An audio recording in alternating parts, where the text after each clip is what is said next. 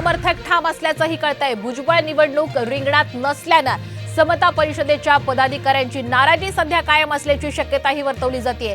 तर दिलीप खैरे हे भुजबळांचे विश्वासू सहकारी आहेत। समता परिषदेचे दिलीप खैरे यांनी अर्ज सुद्धा भरलेला आहे। मोदींसाठी सर्वांची नाराजी दूर केली जाईल अशी प्रतिक्रिया भुजबळ देत असले तरी समर्थक उमेदवारीवर ठाम असल्याचं कळतंय। नाशिकच्या राजकारणातून ही एक मोठी घडामोड घडतेय आणि याच मोठ्या बातमी संदर्भात अधिकचे अपडेट घेऊयात आमचे प्रतिनिधी तबरेज शेख यांच्याकडनं। तबरेज, आपण पाहतोय नाशिकच्या जागा वाटपामध्ये महायुतीमध्ये अजूनही चर्चा सुरू आहे, तर छगन भुजबळ यांच्या उमेदवारीवर कुठेतरी समर्थक ठाम असल्याचं कळतंय। नेमकी काय अधिकची माहिती आहे? तर आपण पुन्हा एकदा तबरेज यांच्याशी संपर्क साधूयात। आत्ताच्या घडीची मोठी बातमी, नाशिकच्या जागेवरून अजूनही महायुतीमध्ये तिढा कायम आहे, कारण कुठेतरी गोडसे यांच्या नावावरती महायुतीमध्ये एकमत होऊ शकलेलं नाहीये। तर दुसरीकडे छगन भुजबळ यांच्या उमेदवारीवर मात्र समर्थक ठाम असल्याचं कळतंय, कारण भुजबळ निवडणूक रिंगणामध्ये नसल्यामुळे समता परिषदेच्या पदाधिकाऱ्यांनी नाराजी कुठेतरी व्यक्त केल्याची ही चर्चा सध्या रंगलेली आहे।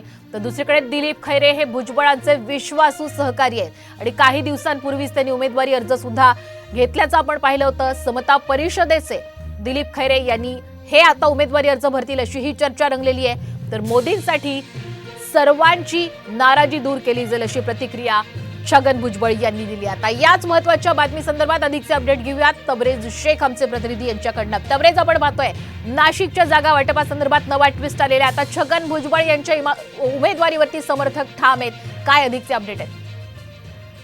बरोबर आहे, नाशिकच्या जागेचा तिढा सुटत आहे, कारण आता समता परिषदचे जे उपाध्यक्ष आहे दिलीप खैरे यांनी 3 तारखेला आपला उमेदवारी अर्ज भरणार आहे। भुजबळ यांनी माघार घेतल्यानंतर समता परिषद कुठेतरी आता नाराज आहे, आक्रमक झालेली आहे आणि 3 तारखेला दिलीप खैरे हे छगन भुजबळ यांच्या समर्थक आहे, कट्टर समर्थक आहे आणि 3 तारखेला आता ओबीसी कडून आपला उमेदवारी अर्ज दाखल करणार आहे।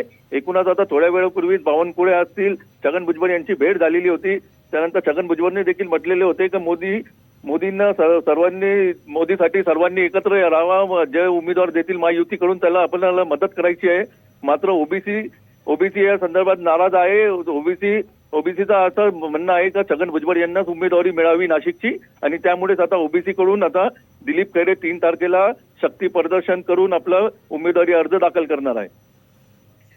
निश्चित धन्यवाद तबरेज आपण दिलेल्या संपूर्ण अपडेट बद्दल। तर आपण नाशिक मधून एक मोठी घडामोड सध्या पाहतोय। एकीकडे हेमंत गोडसे यांच्या नावावर कुठेतरी एकमत होऊ शकलेलं नाहीये महायुतीमध्ये, तर दुसरीकडे छगन भुजबळ यांच्या उमेदवारीवर मात्र समर्थक ठाम असल्याचं कळतंय।